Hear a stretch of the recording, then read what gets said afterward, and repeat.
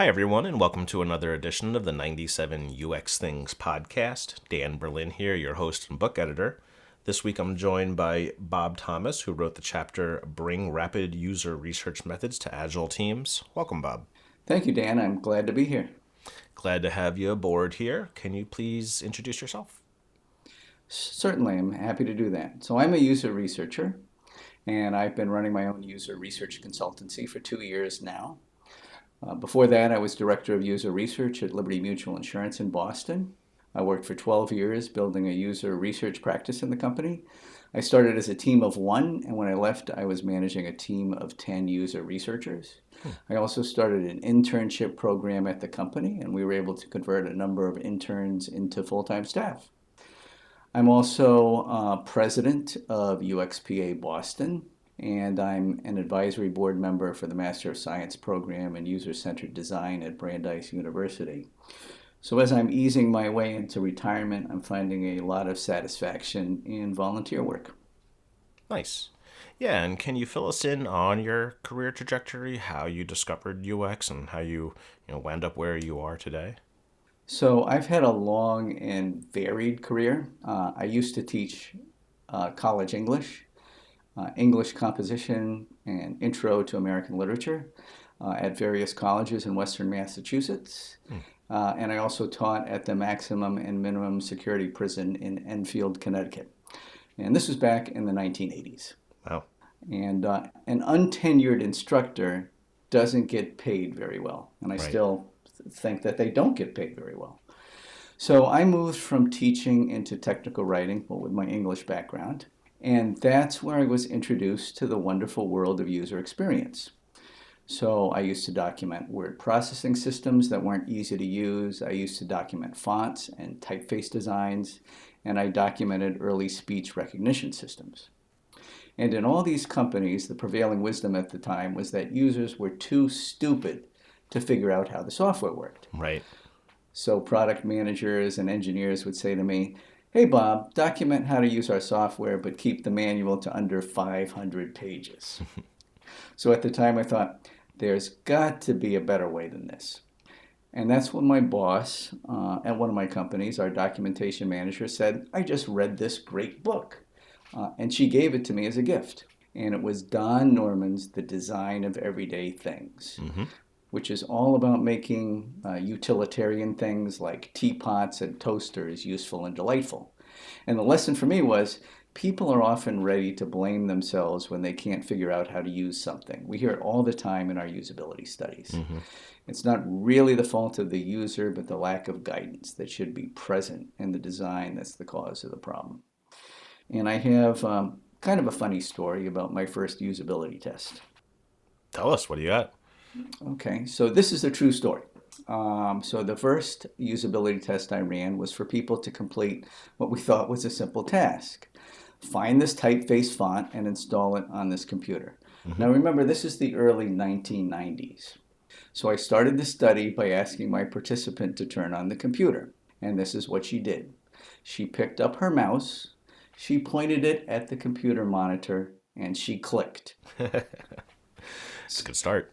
Yes, so after that pilot session, we ran the study with the computer turned on. So the lesson for me was always know at what point you should start your research study. Yes, indeed. It's a good lesson. But it was really Don Norman's book, The Design of Everyday Things, that turned things around for me and made me think, why am I documenting these systems with these large manuals? Shouldn't we be designing software that doesn't need large manuals? Yep. And my trajectory went there into product management, then to Bentley College, and then to Liberty Mutual Insurance. Gotcha. Thanks for that. Teaching in the very beginning there. Is there Yes. anything applicable to UX that you bring from your teaching experience? I had very different audiences, so I would have to be very flexible and customize my classes for the audience. Yep. So, for example, at Westfield State College, I ran, instead of teaching essays for people, giving people homework, having people report to the class. I ran it like a writing workshop. So I Yep. would give people assignments and give them feedback during the session, but basically let them go and talk or write, I should say, let them write, and then critique them afterwards in one-on-one sessions. And I think that's a good way to think about running user research sessions when we run our usability studies. Absolutely. The flexibility. Right, exactly. Flexibility for one thing, but let people go. Don't interrupt them. I Mm, think a lot of people, when they start, and especially this was true for me, I would always want to start and say too much. right. And I find that these days, I don't really talk a lot. Yep. Always tell folks during, when teaching UX research, just shut up. Let the participant talk. Exactly. And don't give them any clues. For example, I remember one usability study I ran at Liberty Mutual when I sort of mentioned I liked the color blue. And then all I heard during that session was how much this person loved the color blue. Hmm. And, you can't give anything away in a session. You have to sort of recede and hide yourself and your biases and your likes and dislikes. Yeah. You don't want to bias your participants. Yeah. And the smallest thing can easily bias a participant. Exactly. Yeah. Cool. So thanks for that. Let's turn to your chapter here. Bring rapid user research methods to agile teams. Can you tell us about that, please? I sure can. So I chose this topic because collaboration is so important in our field. It's important that everyone, engineers, product managers, marketing people, executives, presidents, watch users fail or succeed. Hmm. You have to be involved to know what's happening. You have to observe behaviors. You have to watch your customers using your products. And otherwise, you're sort of relegating yourself to building customer experiences based on subjective opinion. Yep. And I've noticed through the years how much people build things just based on subjective opinion. And you can't do that. You need that data. When I started at Liberty Mutual, I had a couple of goals that included increasing the visibility of UX research and establishing a research strategy. So I would say philosophically, that strategy was simply understanding customer needs, and practically, I would describe it as test early and often. Mm-hmm. So I would say my first half of my career at Liberty Mutual, we did plenty of qualitative usability research. We used think aloud protocols. We recruited participants. We moderated sessions using task-based scenarios. Now remember, Liberty Mutual Insurance does property and casualty insurance, so car insurance and home, condo, renters insurance. Mm-hmm. So I might do a task-based scenario like, imagine you bought a new car and want to insure it. Please show me what you would do. And participants told us what worked for them and where their pain points were. And typically these studies took 45 to 60 minutes and we involved 10 to 12 participants. And we, as a user research team, watched and listened to users, but our stakeholders never did. Hmm. Liberty Mutual Insurance, like a lot of companies today, are meeting-driven cultures.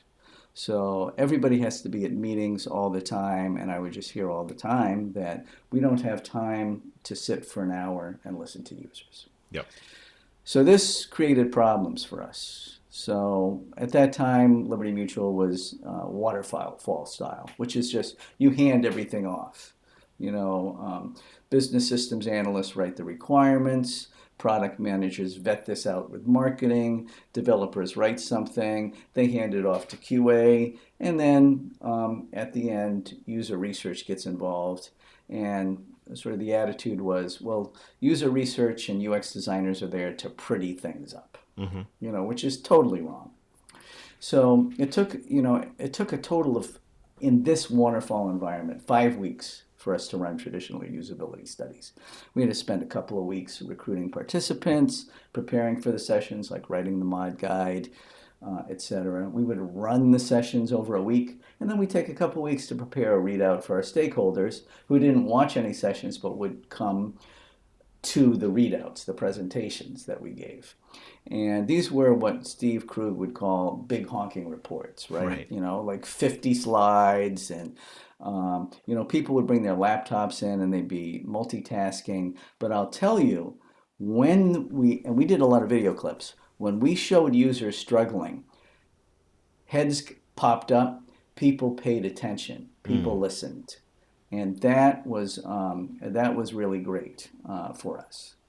But if you're working in Agile, where you're turning things around in 2 week sprints, 5 weeks to run a user research test, was basically not going to work.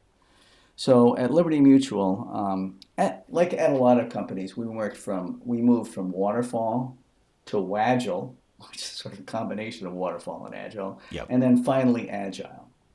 So about 6 years into my tenure at Liberty Mutual, our user experience research team tried to incorporate new methods, so to meet the needs of our agile teams. So our goal, as I mentioned earlier, was to collaborate. We wanted to help our agile teams test design ideas rapidly, validate and validate them with real users, share UX insights earlier in the process, okay? So instead of a 5 week process, we could do a 1 week process, or in the case of design thinking workshops, 3 weeks process. Mm-hmm. But what was different was that we required our stakeholders to be involved from the get-go. Mm-hmm. So we would require our stakeholders to watch sessions. In the case of our design thinking workshops, we would bring in anywhere from 15 to 25 people, depending on the project. They would be there for anywhere from 3 to 5 days. And they wouldn't just be sitting there. We required them to be active users. So they would be observing the sessions. We gave them notes pages. We gave them a presentation on how to observe sessions, what to look for, how to be terse and practical. This is where my English background came into play. And so they would write their observations finally on Post-it notes, usually just something brief, terse, one sentence, and put them up on these big white pads that we had for each participant. Nowadays, during the pandemic, and I think going forward, we ran remote sessions and we would use a whiteboard like Mural. So people would write sessions, and we would run these sessions. So we would take these post-it note observations. After they were done, we would group them into categories across all the participants, like needs feedback, doesn't want to call, or wants to talk to a human, whatever that might be. Yep. We would label each of those categories. We would vote for which categories were the most important, and then we would identify the highest priority category problems. So, during design thinking workshop, this might take a couple of weeks. But if we're doing a user research study, standard usability study, we could do this in 3 days. We could recruit participants from panels or previous participants. We would bring them in over 1 to 2 days. Our stakeholders would be there in a separate room observing the sessions. And then they would be writing their observations on Post-its, putting them up on white pads. And then on the third day, what we would do is we would categorize all those observations, label them, figure out what the highest priority items were. And then on the fourth day, we would do a follow-up Find the Solutions collaboration session in which we identified and worked out fixes for the problems found in the usability sessions. Yep. So the key aspect of all this was involving our internal stakeholders. And we would get VPs in there, we would get the president of our SBU in there, we would get product managers from other projects in there. And it was so successful that when people wanted to go to the old methods of saying, here, go, Bob and team, go and fix these things and come back to us in 5 weeks, we had the authority to say no. No, we don't do the things that way anymore. Yep. We have to do these things the new way. And like I say, it's important to observe users, to watch users' behaviors, so that you know what the problems are right there. And you can see the light bulbs go off. So it worked out. How did you get stakeholders to dedicate that time? We had buy-in from management. Hmm. We had buy-in from everyone. In fact, we had a whole year long, after we started doing this, the company, and Liberty Mutual is a big company. It's like 50 to 60,000 employees. And our SBU had about 8,000 people. Our SBU, which was really customer focused as opposed to business focused, Yep. ran a whole year long series of 3 day sessions, sessions on being customer centric. So that involved listening to tech support calls, um, actually going around and talking to people in our call centers. We actually went down to our center in Florida and did some work down there, and actually listened to like I said, our people quoting for customers, people doing tech support for current customers, etc. So getting that buy-in from management meant everything to us, and so they were on our side. So to dig deeper there, how did you get that buy-in? Were there steps that you took to achieve that? Well, actually, we actually started sort of at the lower level and worked ourselves up. So we worked with the product managers that we typically worked with on all of our projects, who in turn um, worked upwards, getting their bosses, their VPs involved, and all the way up. The other thing that we did was we did a lot of lunch and learns and a Mm. lot of quarterly sessions. So we would do, at the end of each quarter or the beginning of each quarter, depending on how we were working, we would actually we would be invited to present and talk about what we had done and the processes that we had gone through. And again, I could see all the light bulbs going off and people going, et cetera, that this is working. The other thing that we would do is we would do monthly sort of baseball card presentation. So this was like a one pager that would cite the top three projects that we had done, the stats on how we moved people. So we increased the first page of our online quote by, I think it was like 12% one quarter, and it kept going up. So we'd show them, quantitative data along with our qualitative data, and we might show them a short video clip. So just getting in front of executives and showing them what we had accomplished, along with that quantitative data where we'd move the needle, that really made an impact with our executives. Yep. Well, that quantitative that'll always get the business buy-in. That's for sure. And I remember the president of our SBU, I was introduced to him on the second month on the job. A product manager introduced me to him. And the product manager told the president I did usability. And the president said to me, we need to be doing more of that and talking to our customers. Mm. So at that point, I knew this was the right company for me. This is back again in 2008. I had never heard that from the leader of a company before. Right. Never, never. Yeah. So it's important to have that executive buy-in. And if you don't have that executive buy-in, then my advice to you is to, work at trying to get it. And if you still don't get it, look for another job. Right. Because you're never going to make it in that company. You're just going to be hitting your head against the wall. Fair enough. How did you go about that transition from waterfall to agile and enabling the team to do that efficiently? That's a great question.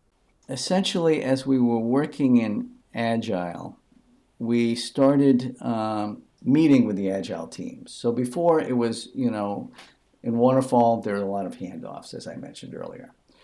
With Agile, we started meeting more with the Agile teams.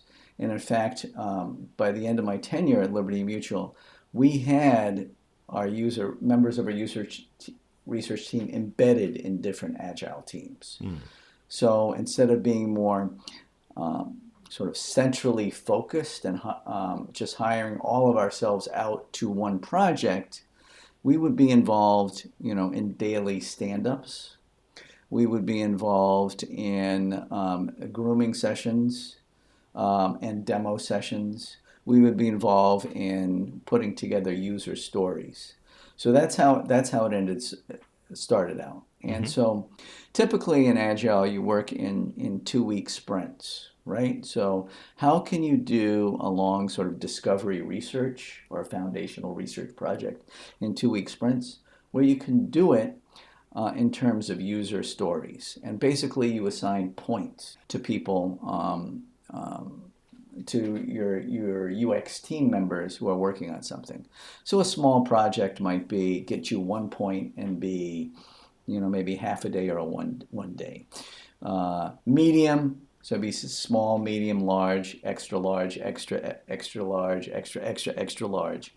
So when you would get to extra large, it might be the whole length of a sprint or the whole length of a PI, which is essentially, 3 months. And so by breaking things down for people, we'd be able to get into that foundational research.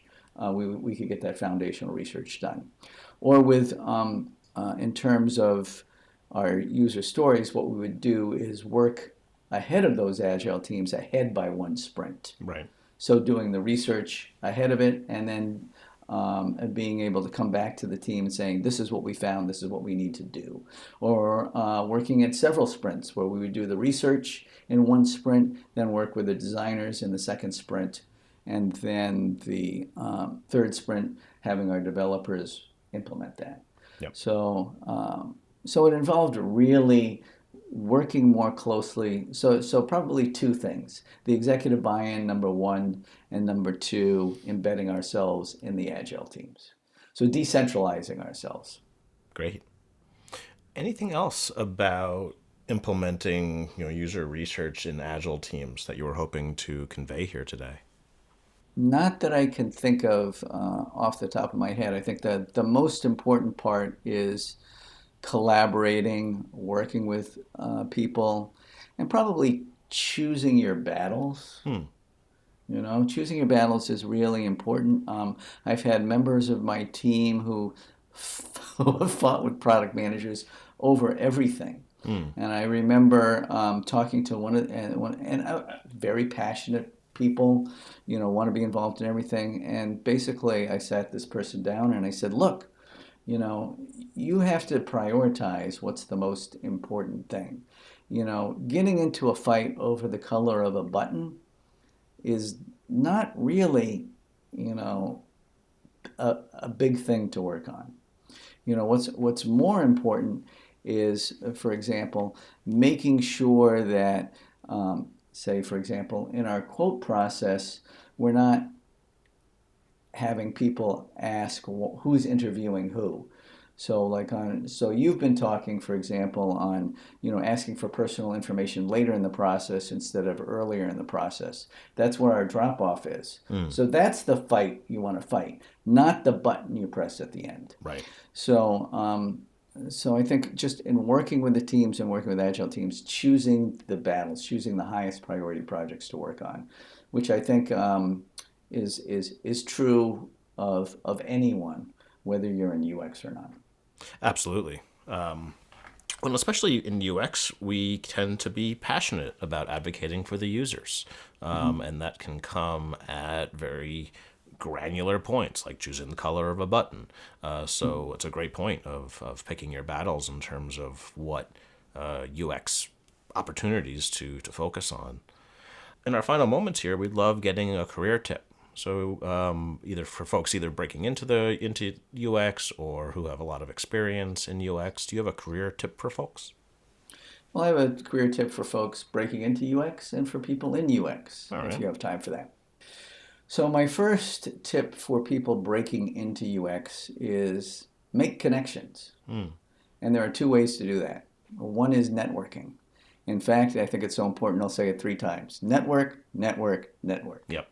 So I would say update your LinkedIn profile, make connections on LinkedIn. For anyone listening to this podcast, I'm on LinkedIn as Bob Thomas. You can reach out to me. Happy to connect with you. I connect with a lot of people on LinkedIn. I would also say attend virtual meetups and join local and national UX organizations. Here in Boston, we have AIGA Boston, we have Boston Chi, we have UXDA Boston, we have, of course, my favorite, UXPA Boston, we have New Hampshire UXPA. Joining and becoming involved in your local and even national UX organizations helps. Even volunteer with your local UX organizations. Yep. Help out. You can also do pro bono work with nonprofits and not-for-profits, include those in your portfolio, and attend conferences, meet people, Yep. Whether it's virtually or, in person. At UXPA Boston, just a little plug, we run the UX Fair every year. This is for new UX professionals or career changers primarily, and we keep the price low. We run it every year, and it's very popular. The other thing I would say in terms of make connections is seek out a mentor. I think the thing I'm most proud of in terms of my work with in UXPA Boston is establishing with Jen McGinn, another 97 Things author, is our mentoring sessions at the UXPA Boston's annual conference and the UX Fair. Yep. I realized the other day that I've been doing that now for 10 years. And we have mentoring sessions at these conferences, both our annual conference, which we just celebrated our 20th anniversary, and the UX Fair. So making connections and seeking out a mentor can help you. And I do a lot of mentoring. And if people want to reach out to me on LinkedIn, like I say, feel free. I'd be happy to mentor. So for people who are in UX, I would say probably the most important thing is to have a point of view. It's important not to be quiet, but to be heard as a user experience professional. It's one way to build a reputation within an organization. And we can only have that impact on an organization or a company if we're honest and candid and have an opinion.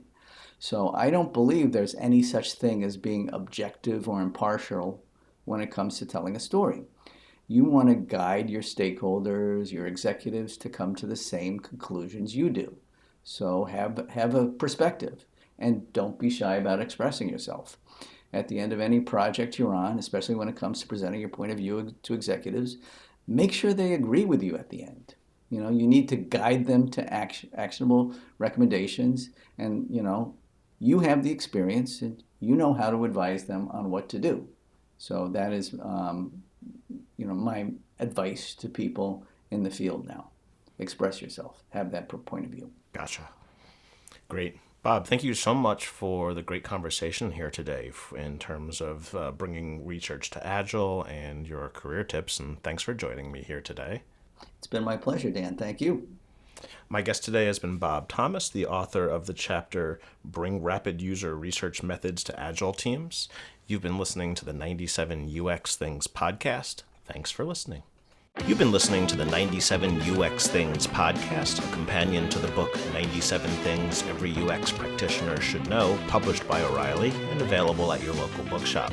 All book royalties go to UX nonprofits, as will any funds raised by this podcast. The theme music is Moisturize the Situation by Consider the Source. And I'm your host and book editor, Dan Berlin. Please remember to find the needs in your community and fill them with your best work. Thanks for listening.